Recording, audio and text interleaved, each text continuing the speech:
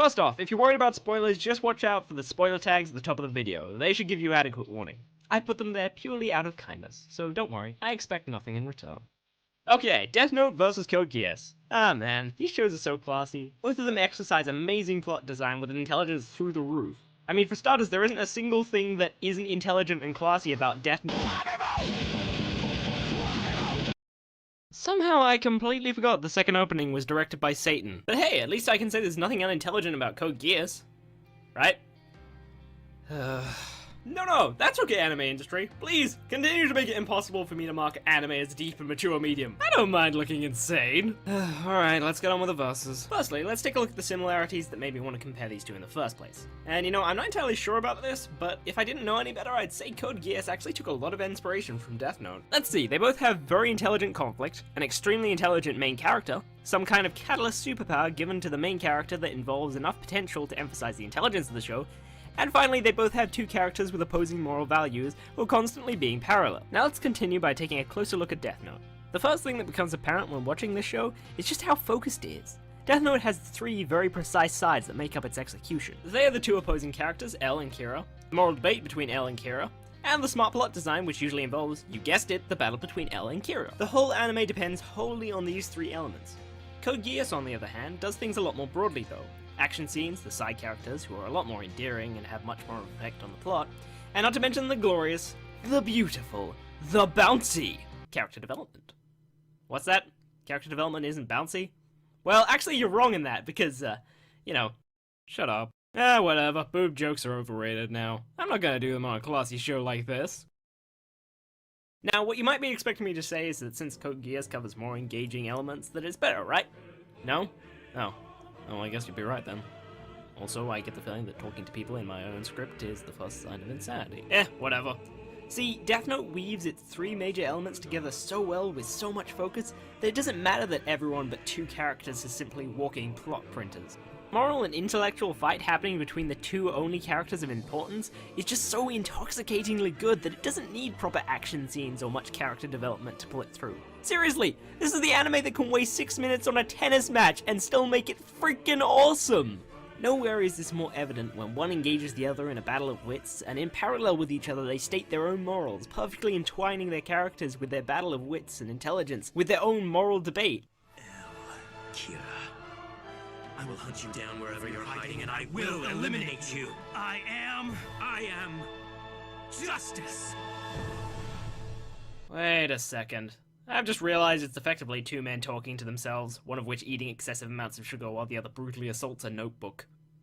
Who cares, it's still beautiful. Interestingly enough, Code Geass sacrifices the extreme focus for some more broader elements, and I really don't think this is such a bad sacrifice. I love the intricate plot and developments that the characters create together, and they're all good characters in their own right. I even like Nina, who everyone seems to hate for some reason. I mean, I tried asking some people why they hate Nina, but the only reason I seem to get from everyone is table sex. But whatever, I love all the characters anyway. Plus, it's pretty hilarious to see Lelouch get a call from the girl crushing on him while he's in the middle of commanding what is effectively a terrorist operation. Yeah, if anyone was wondering why an anime about taking back the world from an evil king is actually half set in high school, this is a prime example of why. It helps make the show more lighthearted and becomes a major tool for developing Lelouch and the others as very human characters. So yeah, looking at the two shows right now, it seems they rival each other blow for blow. Much like in my Ruby vs. Tome video. I'm not plugging myself. In the end, it basically comes down to whether you want a more focused and intense plot or stronger characters. But wait, I'm actually lying, because this applies to only the first 16 episodes of Death Note. See, everyone likes to rant about how the only flaw in Death Note is everything after episode 26, but I think Death Note loses a bit of steam in episodes 17 to 23, and here's why. In order to erase suspicions and ultimately kill L in his master plan, Light forfeits his Death Note and forgets his memories, while at the same time passing the Death Note and the job of Kira onto a guy named Higuchi. Remember the three sides of Death Note I talked about? Well, firstly, this screws up the moral debate between L and Kira, because the job of Kira is passed on to Higuchi, who knows he's an evil dick and doesn't try to hide it. He does serve his job well as a good dick of an antagonist for Light and L to catch, but one of the beauties of Death Note is that you really couldn't properly distinguish between L and Kira as to who was the protagonist and who was the antagonist. So although this side of Death Note was replaced by a good versus evil fight, I don't think anyone is arguing that the Battle of Morals was more interesting. On top of this, while Light was an impressive rival for L, Higuchi... I'm sorry, Higuchi, I'm gonna put this as nicely as I can. You're like a intellectually constrained, nope, screw it, you're a fucking moron, Higuchi! Because of this, you don't see him fighting in a battle of wits with L like Light did. And while the anime is still pretty smart in the way Light and L bring Higuchi to justice, I miss the intelligent two-sided battle of the first 16 episodes. And so basically we're left with only the last side of Death Note, the characters Light and L. And while we do see a bit more character development arise from this, which for some reason arised in the form of gay foot massages, Death Note still really doesn't make up enough for the steam it lost. And if we're judging the first season of Death Note only, then this is the point where it loses out to Code Geass. Although I could say the convoluted Geass bullcrap in R2 is an equally big screw-up. Okay, Lelouch, just hear me out for a second. I know it would be bad to cut this whole scene, but I think it would be a lot less convoluted if we, 1. Called Geass magic and left it at that. 2. Pretended he didn't have a secondary master plan. And finally 3. Pretended she was still dead. So come on, let's just remove this whole scene from an otherwise phenomenal anime. Or, you could use Geass on God. I can dig that too. Yeah, that whole scene was my only major problem with Code Geass. I kinda get the feeling the creators were so desperate to make more plot twists that they ended up making something far too convoluted that had to be rushed into a 20-minute time slot. In terms of the slow point in Death Note though, I think Code Geass actually gives us a good example of a good way to deal with this problem. In episode 20 of Code Geass, Suzaku and Lelouch, the two moral opposites of Code Geass, put their differences aside to join forces and beat a common enemy that doesn't gel well with either of their morals. And this scene comes off as, well, epic. It works in the character development of Suzaku and Lelouch and at the same time their moral battle, without necessarily having them against each other. So I think that portion of Death Note would have been better if Light had still known he was Kira, L was still pretty sure he was Kira, but despite knowing that, they knew they'd need to work together to bring down Higuchi. All the while emphasizing that they need to team up because the new Kira is the opposite of both L and the old Kira's morals. Heck, make Higuchi smarter than both L and Light to strengthen how much they need to work together. That sounds crazy, I know, but I think if you found a way to do that without demeaning the intelligence of the world's greatest detective and the old Kira, then it would work great. Ooh, I know. Give Higuchi a power similar to the Shinigami Eyes that helps him match the intelligence of L and Light combined. Of course, there's like a million plot holes in that, but I'm sure you could find a way to edit the finer details to remove them all. It's a really close call though. But I am leaning more on the side of Code Geass because those convoluted parts were about 3 episodes in length, but the slow part of Death Note was like 6 episodes. I guess I could call the verses here, but I'm afraid we're not quite done yet. As I say, this is an extremely close match. It's so close that the winner could easily vary a lot depending on your personal preference. And I don't really want to call one side or another because of something so small. I respect your guys' opinions after all, and I feel like it's unfair on you guys, you know? Also, my dislike bar goes through the roof. So if you're interested in part 2, it'll be uploaded on my channel a while after this part is uploaded. In it, I'll be talking about exactly what's wrong with everything after episode 26 of Death Note. I would suggest you subscribe if you don't want to forget about this though. Trust me, you won't find this analysis anywhere else. Believe me, I tried to research it myself. Also, I'm running out of good ideas for anime to compare, so if you want to see 2 anime put through reverses, just comment it below. Anyway, that's all for now. Ciao!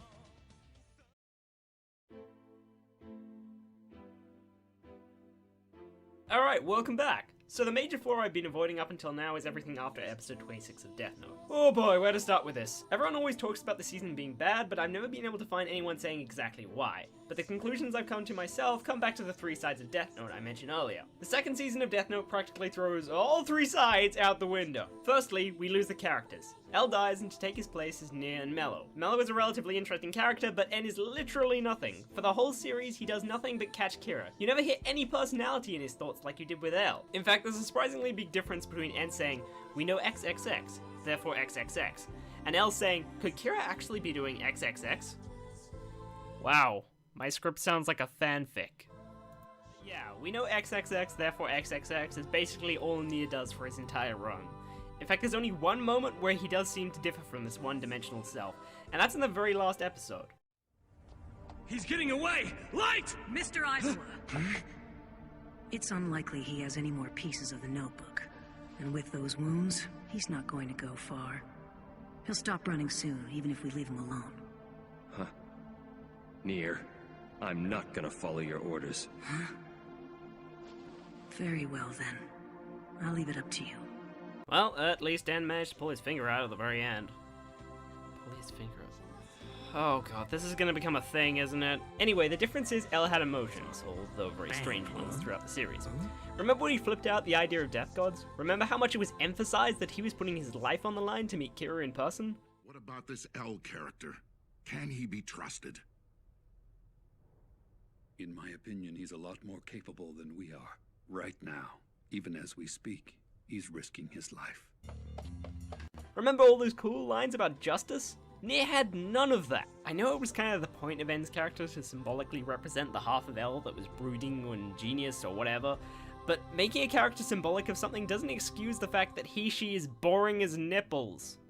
Actually, nipples are pretty interesting, not sure why I said that. On top of this, we lose Light as we know him. In the second season, he becomes a complete prick.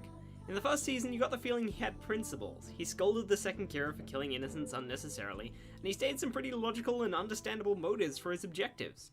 I am justice. I protect the innocent and those who fear evil. I'm the one who will become the god of a new world that everyone desires. All those who would oppose that god, they are the ones who are truly evil. Well, what he was saying made sense. He just kind of did it with a little flair, that's all. And maybe 5 pounds of cocaine. As said in the last video, the great thing about Death Note is how you could never totally come to the conclusion as to who the real antagonist was.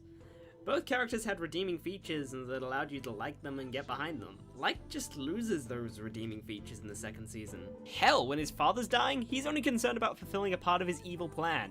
Not once does he go, shit, my father's actually dying. Feel kinda bad about that. In fact, if it wasn't for the voiceover, I'd imagine his inner monologue would have been like, holy shit, my father's about to die and it's seriously all my fault. I feel like having a bag of potato chips. Weirdly, when he does die, Light actually starts crying. I mean, was that like an act or something? He didn't seem to give a frozen fuck 5 seconds ago. A frozen fuck? Really, me? Why would you even script that? There's many other immoral moments by Light like this, and this pretty much means that Light turns into a plain as day antagonist in the second season. And this leads to us losing another side of Death Note, the moral battle. I don't think I need to explain why you lose the moral battle, because this is effectively the same scenario as with Higuchi in the first season. Even without the moral battle though, I don't think I would mind him being the flat-out antagonist. It really wouldn't have been so bad. Well, wouldn't have been so bad if there was actually a protagonist you could get behind. Unfortunately, neither Nier nor Mello have any redeeming features to make them a protagonist. Nier is emotionless and hardly even makes it clear why he even wants to catch Kira, and Mello just wants to beat Nier. This basically just ends in a story with no characters we care about, and you know, that's kind of a bad thing. And I've just noticed, we've gone like half the video without even mentioning Code Geass. Kind of ironic, given that the title is Death Note X. Oh, damn it! On top of that, the final side, the intelligence of the series, took a bit of a hit as well. The first season was all about using simple concepts creatively to escape problems. Here we saw Light solve problems by ripping pages from the Death Note, hiding in groups of people to avoid the second Kira singling out with his Death God, and we saw L use simple but equally creative fake-outs to catch Kira. The advantage of this was it was much easier for the audience to understand, and therefore a lot easier to appreciate the genius of the whole scenario. The second season, however, seemed to run out of creativity, and most of the intelligence of the series had more moving parts that were harder to remember and keep up with. Interestingly enough, I think Code Geass really learned from this and based a lot of the intelligent conflicts around this rule, like using the Geass in himself, reflecting it off mirrors, creating earthquakes, finding loopholes, and using the Geass to demand sex. Wait, no, sorry, I was thinking about fanfiction again. And that's about all that's wrong with the second season of Death Note. Despite, of course, the last episode, which at the very least makes a good conclusion for the series. But unfortunately, it doesn't make up for the 10 grueling episodes beforehand, and it definitely doesn't keep up with Code Geass, which, disregarding a couple of convoluted story moments, is a phenomenal anime. Although, before we finish on that, I do want to give Code Geass a special mention for something it does incredibly well. You see, Code Geass is a master of plot twists. I'll never forget when Euphemia started launching the Japanese Special Zone and convinced Lelouch to join her and stop the fighting. From this point on, I thought things were going to work out, and wait, did Lelouch just accidentally use his Geass while joking about getting Yuffie to kill the Japanese?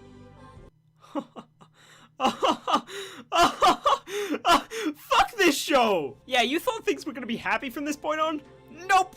Dead people time! I mean, Death Note had a lot of good plot twists, but my god, Code Geass was constantly finding the most giant, unexpected monkey wrenches that it could throw into the plot. And what's most amazing is they actually got them to work, too. Alright, that's about it. Jeez, this was the long one to script.